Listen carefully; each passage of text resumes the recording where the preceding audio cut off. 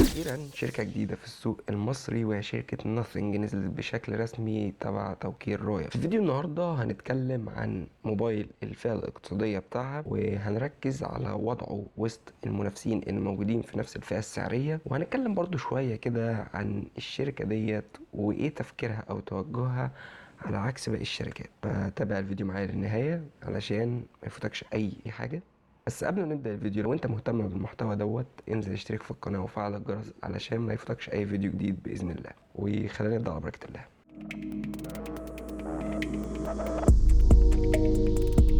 الواحد مبسوط جدا بنزول شركة زي ديت السوق المصري، من حيث ان هو هيضيف منافسة برضو وسط الأجهزة اللي موجودة في الفئة السعرية ديت. هنركز على موبايل فرعي يعتبر من شركة ناثينج والسي ام اف فون 1، والسلسلة ديت أو الفرع من الشركة دوت بيركز على تفكيك أكتر، الديزاين يكون بيتفك ويتخلع، مش زي ناثينج ما بتركز على أكتر جزئية الليد والتصميم الزجاجي من ورا اللي بيكون ظاهر تفاصيل الموبايل أو القطع الداخليه بتاعه الجهاز.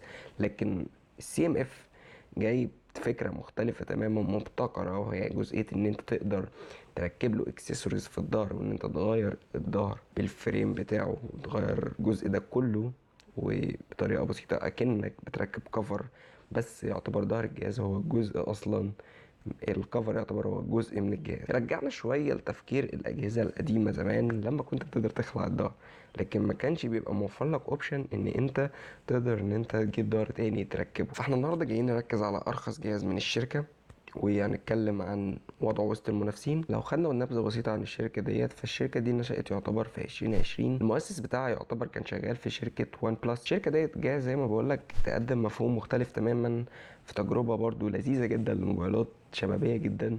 لان طبعا الموبايلات اصبحت واخده الشكل الستاندر، كل الموبايلات بقت مفيش حاجه كرياتيفيتي كده في الموضوع، مفيش خالص يعني. فالموبايل دوت بيركز على الجزئيه ديت. فلو بدأنا حتى نتكلم على التصميم، فانت اول مرة ان احنا نشوف جهاز اتفك وان انت تقدر تغير الظهر بتاعه وتحكم ان انت تغير اللون من ما تزهق. لا قدر الله الظهر انت بوظته وخربشته، تروح مغيره وباعت تليفونك ان جهاز جديد. فالجزئيه دي تعتبر مميزه جدا. يمكن للاسف انت بتضطر تضحي، بتنزل في معيار المقاومه للميه والغبار. فالموبايل هنا بيجيب معيار ضعيف شويه، وبيجيب معيار الاي بي 52، وده يعتبر وسط المنافسين اللي بتقدم الاي بي 69 و68 اقل منهم طبعا. لكن انا هنا بكلمك في جزئيه ان هو بيقدم لك شيء مختلف عن اي موبايل تاني. في جزئيه التصميم يعتبر دي الميزه القويه او اللي تقدر الشركه تسوق بيها الموبايل دوت فئته السعريه عن باقي المنافسين. بس هل ده معناه ان باقي مواصفات الجهاز ضعيفه؟ لا الصراحه. الموبايل يعتبر برضه جايب شاشه حجمها كبير، جايب حجم 6.67 انش، ويعتبر حجم الشاشه كويس جدا كبير، وبيجي بدقه الفول اتش دي بشاشه من نوع اوليد 120 هرتز، بتدعم ال HDR 10 بلس، ودي يعتبر حاجه كويسه جدا. لكن للاسف التجربه دي مش بتكمل لان الجهاز جايب سماعه مونو، مش جايب سماعه ستيريو، وده يعتبر عيب. مش عارف ليه ما قدروش ان هم يقدموا سماعه ستيريو. ده يقدر السطوع هنا يوصل لمعدل 2000 نيتس، وده يعتبر ارقام كويسه جدا على الورق، كتجربة هيأدي معاك أداء كويس، والشاشة في مشاهدة المحتوى هتبقى معاك كويسة مع النوتش الهول بانش. فمفيش أي مشكلة في جزئية الشاشة الصراحة، مفيهاش أي تنازلات. طبعا بتيجي البصمة مدمجة في الشاشة، من حيث الجزئية دي فالجزئية دي لا غبار عليها الصراحة. طبعا تجربة الشاشة مش هتحس بمتعتها أو كده غير لما يكون معاك أداء كويس. فالصراحة المعالج اللي جاي هنا هو من شركة ميديا تك، هو الدايمنسيتي 7300. المعالج دوت بيجي بدقة تصنيع 4 نانومتر، وبيجي مع معالج رسومي ميلي جي 615. فالجهاز دوت هيديك تجربة متوسطة جدا في الأداء، إذا كان في الألعاب أو في الاستخدام اليومي. يعتبر أفضل من موبايلات تانية موجودة في نفس الفئة السعرية أو أعلى منه كمان وسط المنافسين، لان طبعا المعالج ده برضو بيدعم ال 5G، ولكن الجهاز هنا بيفتقر لجزئيه ال NFC، مش موجوده، معرفش ليه ما ضافوهاش، رغم ان الجهاز يعتبر عصري جدا وبيجي بتقنيات واي فاي سريعه، برضو بيجي ببلوتوث 5.3 تقريبا، فده يعتبر اصدار حديث. فالجهاز بيفتقر للاسف لل NFC، وطبعا ده يعتبر اصبحت في الفئه اللي الجهاز نازل فيها بقيه المنافسين بيقدروا يقدموها، ما فيهاش مشكله خالص. فالصراحه جزئيه المعالج لا غبار عليها، يعتبر مقارنه بمعالجات اللي موجوده زي اللي موجوده في السامسونج A36 او الريدمي نوت 14 برو بلس او الرينو 13 اللي بيجي معالج ال 4G، هو والريدمي نوت 14 بلس، ريدمي نوت 14 برو.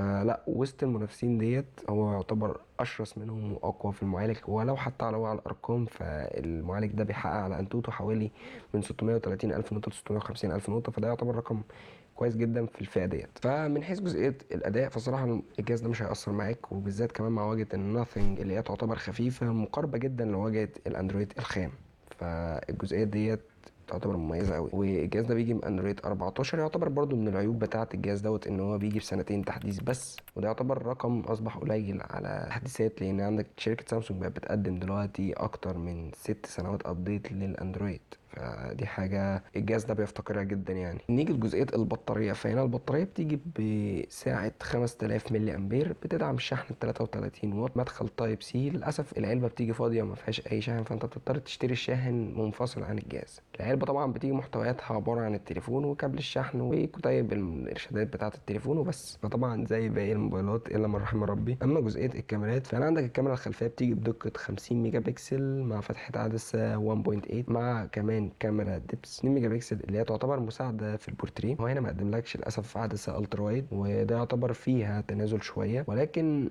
الكاميرا بتاعته هتديك تفاصيل كويسه، هتديك جوده معقوله، بتقدر تصور فيديوهات لحد 4K معدل 30 فريم في الثانيه و1080 30 و60 فريم 4K زي ما قلت لك 30 فريم بس. الكاميرا الاماميه بتيجي بدقه 16 ميجا بكسل مع فتحه عدسه 2.0، هتديك صور كويسه برضو في الفئه ديت، مش هتبقى الواو ولا اللي هي يعني هتقدر تاخد بيها صور كويسه. فدي كانت مواصفات الجهاز، نقدر نقول ان هو وضعه وسط المنافسين زي جهاز سامسونج اي 36. فلا لو انت بتفكر في جزئيه الكاميرات وفي جوده افضل، فاعتقد ان جهاز السامسونج اي 36 هيكون مناسب اكتر، لان معالجته تختلف تماما عن اي موبايل تاني. بيقدم مثبت بصري كمان في التصوير، اللي طبعا ده تفتقره الجهاز ده جدا، اللي هو ما فيهوش مثبت بصري. طبعا كل جهاز من الاجهزه التانية او اللي موجوده في نفس الفئه بتقدم ميزه وبتفتقر لميزه تانية. عندك جهاز زي الريدمي نوت 14 برو، بيقدم لك معالج مش قوي جدا برضو مع كاميرات معقولة، يديك تجربة كويسة. مديك شاشة منحنية، ده برضو لو انت كل واحد مننا بيدور على الميزة، لو انت بتبقى باصص للشكل، باصص للأداء، باصص للكاميرات، باصص للبطارية الأفضل، باصص للواجهة، لأن في ناس على فكرة ممكن الواجهة بتفرق معاها جدا، فده على حسب طبعا كل واحد مننا. فالجهاز ده وضعه وسط المنافسين ايه؟ طبعا الجهاز ده موجه للناس اللي هي حابة تمسك موبايل مختلف تماما عن أي موبايل تاني. الموبايل ده بحس ان هو شوية قريب من ايفون 16 كده في تصميم كاميرات، يعني الناس بتحب موبايلات الروشه الشبابي الحاجات ديت، فيبقى موبايل كويس جدا، هيديك اداء برضه في الجيمز كويس. الجهاز بشكل عام يعتبر كويس، في تضحيات انت هتضحي بيها قصاد الموبايلات الموجوده في نفس الفئه السعريه، فده طبعا بيرجع بقى طبعا لاحتياجك وللي انت عايزه.